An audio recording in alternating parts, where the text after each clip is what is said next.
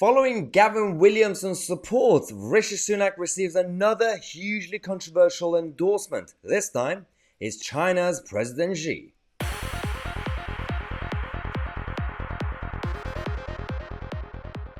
Of course, the globalist elites are backing the globalists, and that's just normal behavior.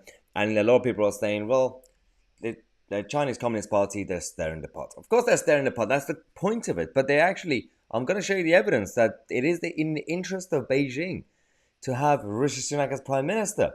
They're not just messing around to cause trouble. That's just what they do every Tuesday. That's just normal behavior in Beijing. But the issue we have now is that Rishi Sunak has been so close to Beijing, just like George Osborne, just like David Cameron, just like, well, technically speaking, Bill Clinton, that started this chaos in the 90s.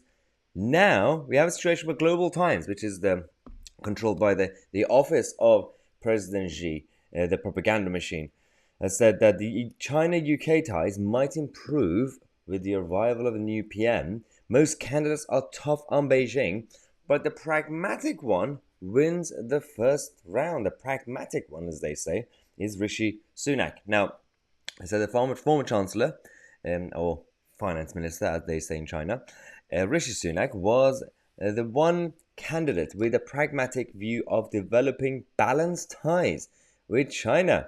They are, well, clearly they know that someone like Kemi Badenoch is not going to surrender to their agenda. I mean, of course, you're going to have the globalists telling the UK government what to do. That's just, it happens all the time. But you need someone to push back. Sort of like back in the 80s when Margaret Thatcher pushed back with certain agendas that we had with the European Union and everything else. But we know that it is in the interest of Beijing to continue the economic talks that started a while ago under the previous governments.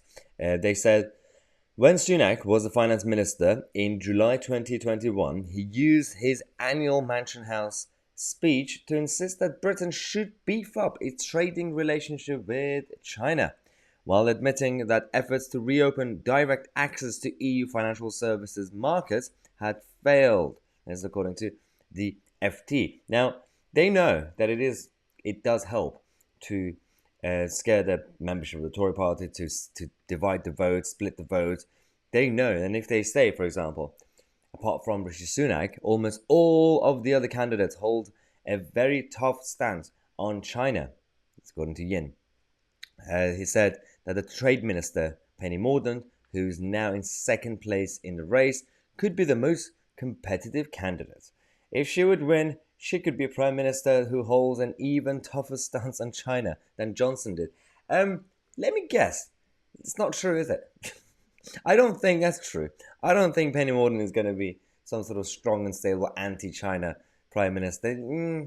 Nah, it's not going to happen. I mean, I might be wrong, but the whole establishment is still going towards that direction. Do you really believe that Penny Mordaunt, who's been fired from a couple of jobs for being incompetent, is going to stand up to President Xi?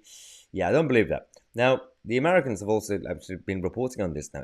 This is becoming so big, although big enough for the Americans to talk about it, not big enough for BBC or Sky or our British media channels to talk about.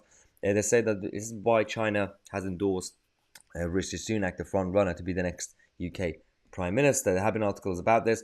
And for those who say it's just to stir the pot, which we said, of course, that's part of it, it is actually in their interest. This is the news that came out a few days ago, on the 11th of July, that Treasury scrambles to finalize the China economics talks. Officials in Whitehall have penciled in at the end of this month, actually, for the next chapter of UK-China economic and financial dialogue. 3 years after it took place. This project started, as we said, in the West by the likes of Clinton ages ago, in the 90s, 92. And then since then, you had the likes of Blair, who were busy doing other stuff, but David Cameron, George Osborne, and actually they even sent Boris Johnson as the London mayor to Beijing, to shake hands with these communists and authoritarian idiots who want to completely disrupt the global markets because they want to be the superpower. And we allowed them to become the superpower, thinking, well, it's probably best because they will be our allies, because they will be grateful for us for introducing them to free market capitalism. Yeah, they're not really grateful, guys. They're taking over, and it's all because of you. And it's because of Joe Biden not knowing where to go and what to say and what to do. We are going to come back in half an hour. We're going to give you more scandal updates on the grooming situation in Oldham. So subscribe to the channel. I'm Tousi, and we are the media.